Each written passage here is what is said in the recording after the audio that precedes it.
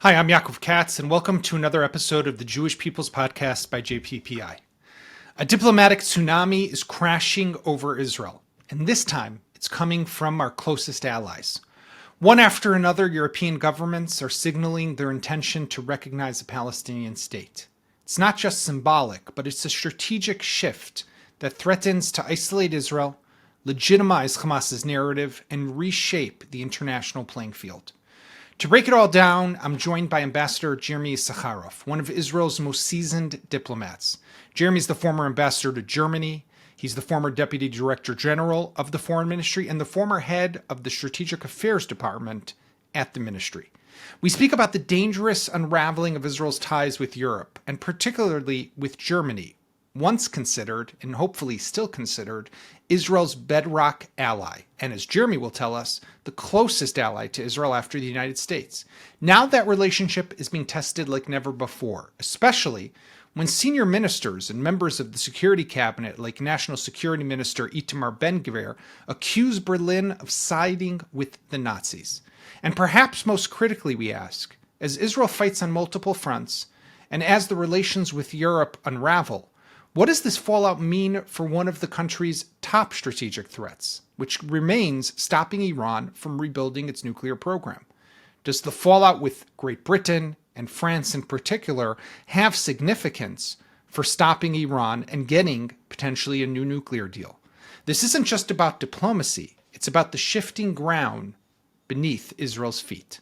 Let's get into it. Jeremy, it's great to have you with us on the podcast. Thank you so much for joining me. And I want to start with, I guess there's no real other way to describe, I think, what's happening right now, which is other than something of a diplomatic tsunami. Israel finding itself with countries around the world, and some of them are close allies, Canada, Australia, Britain, now Germany, France, of course, all saying we are going to start to move forward with the recognition of an independent Palestinian state, even without Israel. This has long been Israel's great concern, but there are other people who on the right, for example, will say, Israel shouldn't care. We should just keep doing what we want to do. This doesn't impact our policy.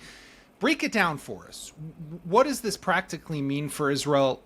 Why is this so bad? And what should be done? Well, I think, Yaakov, I'm sure you'll agree with me. First of all, thank you for inviting me. But I think you'll agree with me that, tsunamis are caused by, there's a reason for them. And they're caused, the last tsunami off the coast of Hawaii was caused by an earthquake. And I think basically we've been going through a security earthquake for the last couple of years. And indeed, I think the present war has carried on a long time. It has created a lot of friction within Israeli society, but also with the international community. And when our best friends in Europe, which we've collaborated and cooperated with them for so many years on so many critical strategic issues, from our point of view, are sending very clear messages, then I think it's very important to listen to them. I think the clear factor is that the Israeli government hasn't up till now come out with a coherent, cogent policy of what it wants to do in Gaza. And there basically are two perceptions. Either Israel is going to complete the occupation of Gaza and maintain security control over that area and extend also the authority over the West Bank, or there could be the alternative that the Israeli government would decide to try and move towards some sort of political horizon in order to politically solve the situation in Gaza, create a dialogue with the Palestinians and move into a political process. So you have these two perceptions, and I think at this point in time, the perception that is dominating the attention of the international community is that Israel is not seeing an end to the war. It wants to continue its presence in Gaza, continue the military operations there, and by dint of that also continue the dire humanitarian situation there. And I think this is, the key factor that is spurring and dominating the international attention at this time. But is it and I want to get back to a moment to what does this actually mean practically for Israel, and kind of lean on your foreign policy and ambassadorial experience to tell us, okay, so let's say France recognizes now a Palestinian state. What does that mean, tachlis, as we call it, for Israel? But before that, had Israel, and you and I spoke about this before the podcast, but had Israel, for example, I don't know, half a year ago, or a year ago, or even 3 weeks ago, outlined, this is the political horizon. We're fighting, obviously, to remove Hamas from power, to degrade their capabilities so they can no longer serve or pose a threat to us. They can no longer control Gaza and, of course, get back the hostages, and to install a new governing entity over the Gaza Strip that will include the Emiratis, the Saudis, the Egyptians, and the Palestinian Authority, right? Because that's been key to all of these conversations. Had Israel done that, do you think that we still would be seeing this momentum of European countries mostly that are saying we're going to recognize a Palestinian state? I don't think we would have seen that momentum, and I think we could have controlled it. And we've seen over the years, and I've been involved for over 40 years in the foreign ministry, head of the Strategic Affairs Department, dealing with very sensitive strategic issues where we've seen very clear efforts have led to changes for the better in our strategic position and also dealing with dire strategic threats. So this definitely is a time where we should think and look to diplomacy to try and deal with the very many challenges that we're facing on many different fronts, but primarily on the Gaza, West Bank, Palestinian front. I take up on what you said. You said a few things that I think are important to unpack. I do think that if we analyze the situation on October 7th, this was a major crash of our national security and of our deterrence that was very much undermined by the disunity in Israel prior to October 7th. And I think that when we compare that situation to January of this year, we'd seen that we had pretty much shattered the leadership and capabilities of Hamas, of Hezbollah. We'd rebuffed 2 major missile attacks of Iran. And also the most important, to a certain extent, element was the fact that Assad's regime fell in Syria. And I think this really was a massive contrast to what happened on October 7th, because in January of this year, our strategic reality changed, our deterrence was to a great degree restored. And I think then, had we done the issues that you had, the steps that you had mentioned of like stopping the war, getting the hostages released, which I think is the most important thing. I was just watching the Knesset debate of the families. It's just heartbreaking, and we're still in a trauma that we have to get out. But if we would have ended the war, gotten the hostages back, taken that off the agenda, and created a sort of more unified position with the Arab countries you mentioned to come into Gaza to find and to fight Hamas with an alternative. It's not just a military situation, and it's not just a military solution. I wish, to a certain extent, it was that simple. And is it, Jeremy, is it just politics that Netanyahu, who you have to say, you know quite well, is it just politics here, that he's afraid of Smotrich and Ben Gvir, that if he even utters the words Palestinian Authority day after, they'll bolt the coalition? Or is there something substantive here? Well, I think the strategic advantages of declaring victory in January were so great, but had it meant stopping the war, and that obviously was against what Ben Gvir and Smotrich were saying and still saying, and even actually boasting that they had stopped the possibility of a premature end to the war that would have released the hostages.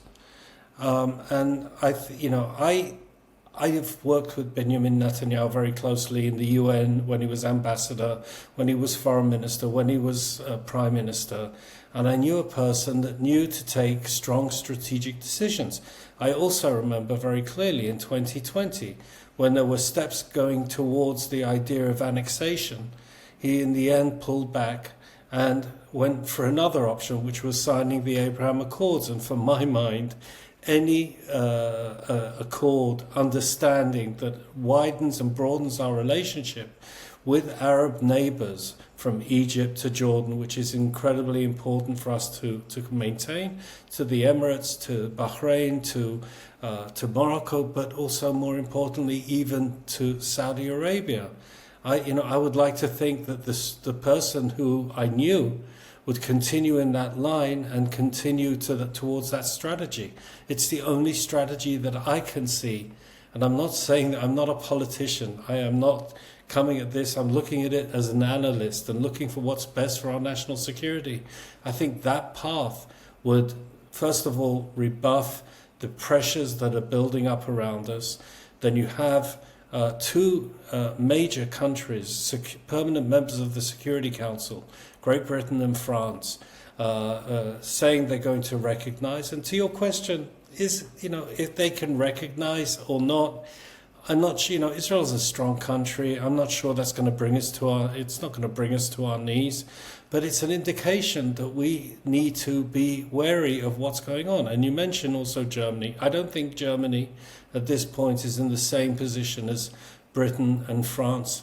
I can elaborate if you want. I want to get to Germany, but just before that, yeah. But I just want to say that, there will be 4 out of 5 members of the Security Council that would have recognized if they go through with this plan.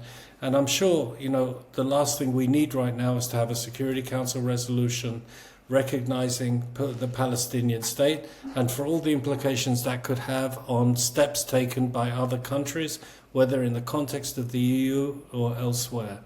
Although presumably the United States would veto such a resolution. It could veto, and then there could be the option of bringing the resolution to the General Assembly, which is a lesser forum, but again, it gives another platform to be against Israeli national security interests. So before we go to Germany, because you obviously served there for a number of years as ambassador, and I do want to, we've heard different messages coming out, and the foreign minister recently visited here, so it's interesting to see exactly where they stand, and they are obviously pivotal. But correct me if I'm wrong. If let's say France goes down this road, if Keir Starmer, Great Britain go down this road in other countries, practically speaking, it's not that the Palestinians have a state tomorrow, but what it does mean is they will have to revisit and look at all their trade agreements with Israel, because maybe they're in violation potentially of now we're the occupier of land, or we're creating products or farms over the Green Line, whatever it might be. They have to look at so there's the trade, but there's also the ICC, which it would just give another kind of momentum and push to international tribunals to take even more acts and steps against Israel. And of course, there's sanctions, right? Which we don't think about. Boycotts and sanctions. Are we on a path towards South Africa, for example, like it was back in the apartheid days? So could you break down for us just what, in the worst case scenario, let's say, what is it that we would potentially face here? Well, I think it's very clear that the dynamic is going in a very negative direction.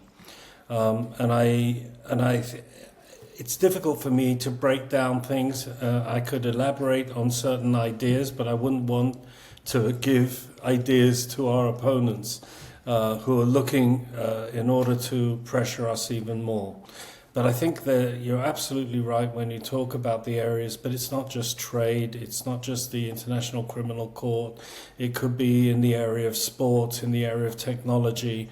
There's mention made of the fact that the EU would revisit its association agreements. And let me just remind our viewers that the European Union is one of Israel's, if not the most important trading partner that we have. There are other elements in that have been mentioned, like, for example, the Horizon program, which is one of the world's foremost leading projects that Israel has been involved in and has contributed, but also to our scientific infrastructure and our knowledge and our contributions and our technology. And we've also contributed a lot to this program. And for us to have our membership in these types of fora curtailed would have a tremendous damage.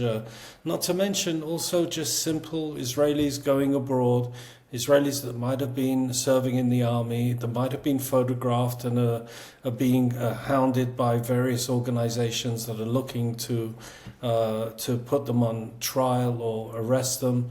So a lot of these things are possible. And again, I don't think this process is inevitable. I think the government, if it wanted to, could take a different stand. And it's not right just to say, well, we don't have to be worried about international opinion. It's not about international opinion. First of all, it's about our interests and what serves our interests. And I cannot see that this present course of action by the government is going to serve any of our interests across the board. And once we go into a deeper state of annexation and also negation of a two-state solution, whether it's realistic or not, keeping it or doing something that doesn't undermine a possibility of a two-state solution has a very important factor in our relations with these countries.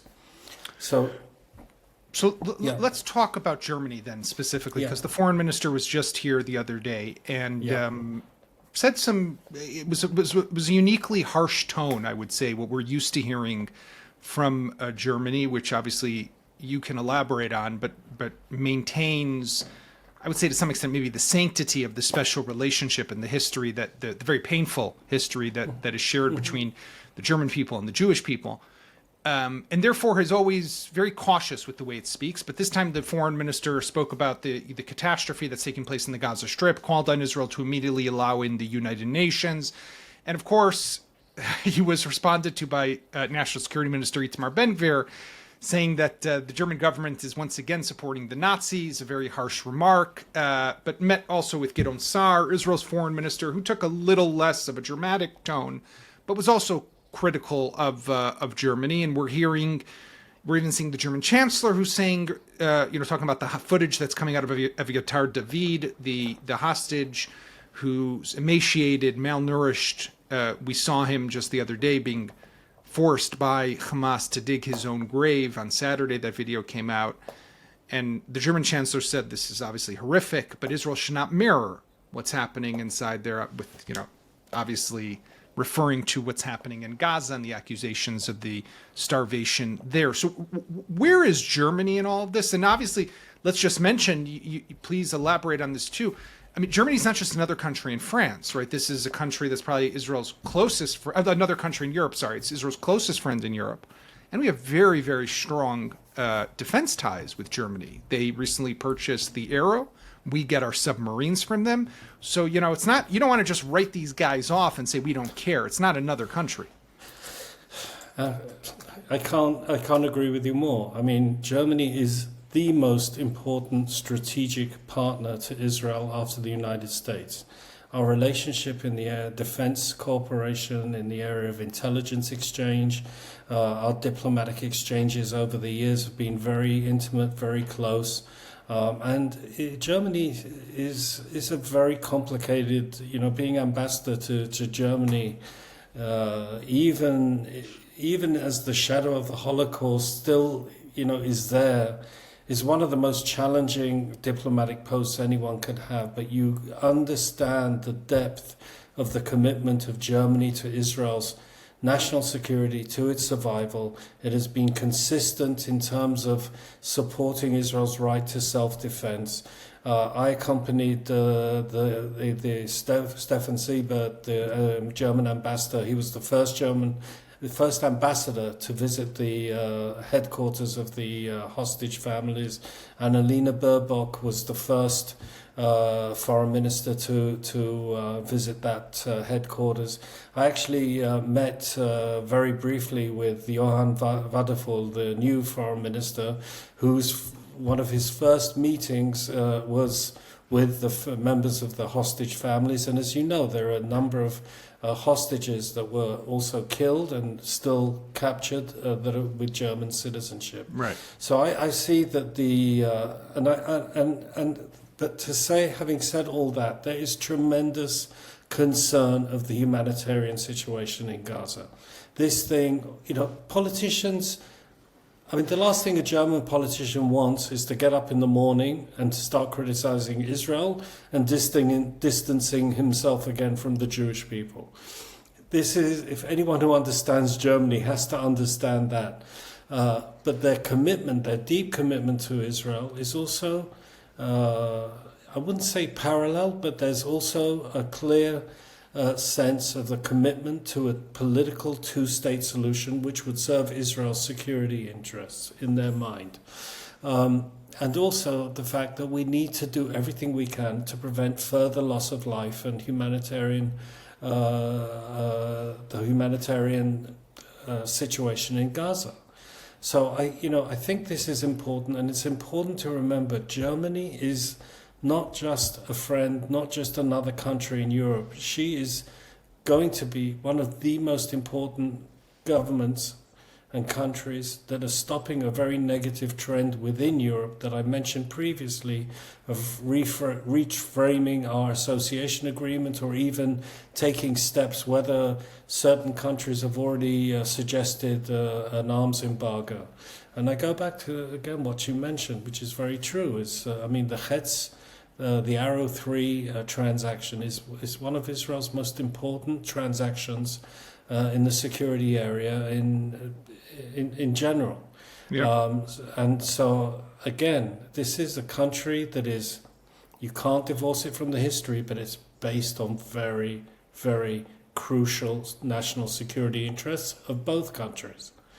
And especially now where Germany's facing a whole different security situation in Europe, there are also, believe me, a lot of operations that Israel has and expertise that Israel has that can assist the Germans as well.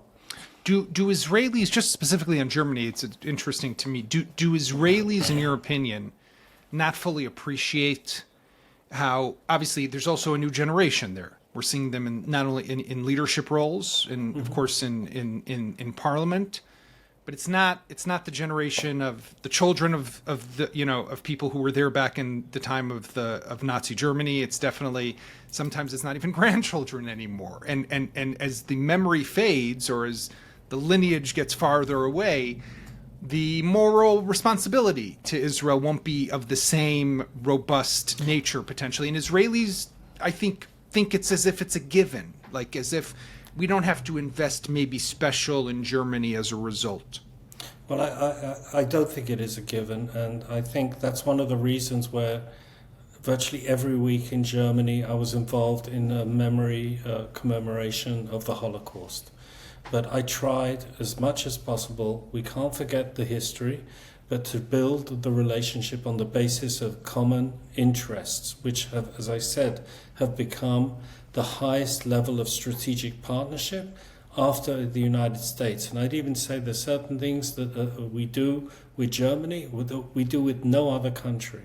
So, I think that's, again, I don't know to what extent people are aware of that, but I was always trying to create this image that we are, sharing interests and not just banking on the past. And I think you mentioned before the statement made by Ben-Gvir. I think this shows an incredible ignorance of the relationship. Yeah. I think it doesn't understand the sensitivity of these types of statements. These types of statements will only enhance anti-Semitism in Germany and resentment towards Israel, and also play very difficultly on there's the very substantial Russian Jewish community in Germany. There's the traditional German community in Germany. There's also not insignificant Israeli community there. And, we should be very sensitive to what we say and how it also impacts their welfare and their safety.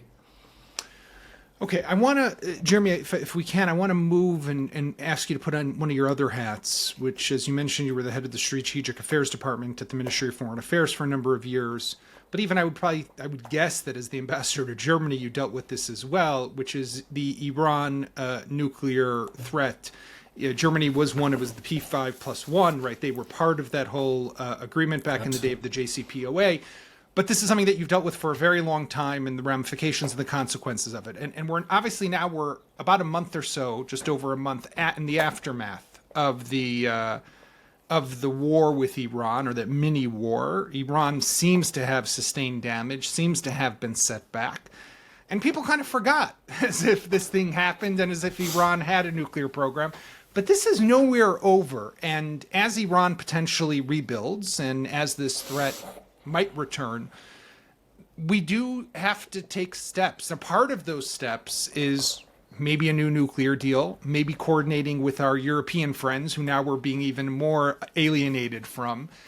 And you can talk to the snapback of sanctions. That is something that might come up. So just where are we? How do you see what's happened? And what are the challenges that are still yet ahead for Israel on the Iranian front that we might be missing at the moment? Well, I think it's really important that you've mentioned this because, in my opinion, I dealt with Iran. Primarily, it's many activities in the missile and nuclear area, and also in terms of their regional subversion since 1995. And from that point of view, I saw and tried to analyze as much as possible the recent events there. And there's no doubt that there's been serious damage that has been done to their general military infrastructure, to their nuclear facilities in Isfahan, Natanz, and also Fordow. I would imagine that their air defense systems have been severely damaged. But at the end of the day, we cannot be sure of to what extent is the accurate, what they call the BDA, the Battle Damage Assessment. To what extent have we been able to destroy 408 kilos of enriched uranium to 60%, which is, once you've enriched to that level, you are a matter of weeks away from enriched uranium for military purposes of 90%. So it is very difficult at this point to, in my opinion, to turn your back on Iran and think that everything else has been done, we've accomplished everything. And the missile capabilities that we saw, at the end of the day, we intercepted a lot of missiles, but we also sustained pretty serious damage to homes in various cities. Also, I'm pretty sure you remember the Weizmann Institute, which was... Yeah. In my opinion, a very major hit to Israeli, the body structure of Israeli research and development. And so we cannot turn our back on Iran. And this is exactly the time that after the attack, the combined attack of Israel and America, we need to continue the pressure on Iran to come to a clear new nuclear agreement. We should be insisting with the Americans on a new diplomatic deal. We need to know that there should be no enrichment in Iran, on Iranian soil. And it's interesting, there were reports that even Putin had not objected to this idea that there be no enrichment on their soil. We need to know what has happened to their centrifuges, their advanced centrifuges, their capability to produce them. We need to know what they've done in the area of weaponization. And we need to have all of these issues inspected by the UN watchdog, the IAEA in Vienna. And all of this should be insisted upon in a very clear and intrusive agreement that should be pursued primarily by America, but also by Germany, France, and the UK. Now, as you mentioned, we have until the 18th of October, and probably before then, according to Security Council Resolution 2231, the chance to restore the sanctions against Iran. And these are pretty serious sanctions in the missile nuclear area, interception of shipments of arms to Iran or from Iran, many steps taken in the area of financial banking, freezing of assets, all of these type of things. These are substantial sanctions. And these sanctions still provide a lot of leverage to the West to come and demand a new understanding and a new agreement that will give us clarity that Iran has further mothballed its nuclear intentions and also its missile capabilities as well. There's no guarantee of success, but one of the things I can assure you would be the worst thing is if we just ignore it. And no, but also has to be said, the Americans can't do these sanctions because they pulled out of JCPOA. We need we need the Europeans. Well, who do we need particularly? Because we need the French and the UK. It would be done, obviously, in unison with the Germans as well. But I think it's a complicated procedure. It cannot be vetoed. But the request has to come from a permanent member of the Security Council. And that's why I'm so concerned that... Right now, who are we fighting with? The UK who are we fighting with? With the French and the British. Right. Which is, not particularly good timing. And therefore, I cannot emphasize enough. This is a critical time. I've seen how diplomacy has delayed the Iranian program over the years. Has it stopped it completely? No. Have there been other methods used? Yes. But diplomacy has made a major impact in delaying the program, making it more difficult. And that was one of the reasons why they started having these talks with the Americans 2-3 months ago, because they wanted to show we're talking. And they're willing to talk for the next 15 years. They don't care. That we're talking, we're being moderate and everything, and basically get past October of this year. And then they're past the possibility of snapback. That's what's at stake. Because it's only a short window that you have to use the snapback? Is that how it works? And if you don't use it within that short window, you miss it? Yeah. According to the... Because you would, according to the existing Security Council resolution, that can be done without being... You cannot veto it. The Russians and the Chinese can't veto it. You don't have to take it to the full Security Council. To get a new resolution would require full unanimity, or at least... Let me ask you, because someone who's really dealt with this for a very long time, I mean, if I had to look at the two issues that we spoke about, Gaza, Iran, the day after is always missing for us, right? We're good with the military, and it has to be said, we have amazing soldiers and courageous beyond belief and amazing technology that really has proven itself time after time. And we see that in Gaza, and we saw that with Iran, which really the even with the missile attacks, and yes, 30 people were killed, horrific, but wow, I mean, what Israel was able to achieve is remarkable. But again, you need the follow up, you need the political solution, you need the political resolution for Gaza. What is it about Israel, Jeremy, that we can't figure this stuff out? Because maybe we need to go back to Karl von Clausewitz, one of the theoreticians about war, that said war is by politics by other means, meaning that when you use military force, you need the complementary political decisions to enshrine your military achievements. He also said, and that's why I mentioned that in February we should have declared victory, because that was for us, he had this term, culminating point of victory, where we had achieved a great deal. You mentioned it, whether it was in the context of Iran, Hamas, and in particular also Hezbollah, which was, I mean, there were things done there that stunned the world, how Israel was able to do it, and that is very important for our deterrence beyond everything else. So we actually, you could see that we'd achieved a lot. But since January, you have to also understand that what we'd achieved militarily, because we'd gone past the point of stopping and capitalizing on our gains, we started to see that our political interests were deteriorating. And anything that we'd gained over the last 2 years, we are beginning to lose. And I think that is the clear factor that we need, to take into account.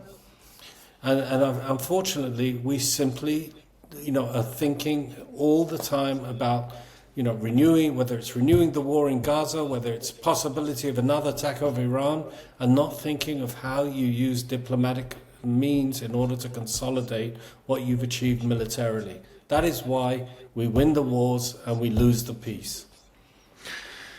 Okay. Jeremy Issacharoff, Israel's former ambassador to Germany, Israel, the former Deputy Director General of the Foreign Ministry, and a slew of other diplomatic positions over the decades. Thank you so much for being with us. Thank you, Yaakov. Thanks for joining us on today's episode. As always, you can find us where podcasts can be found, Spotify, Apple, and of course, YouTube and the website of Times of Israel. We will be back next week with another episode of the Jewish People's Podcast.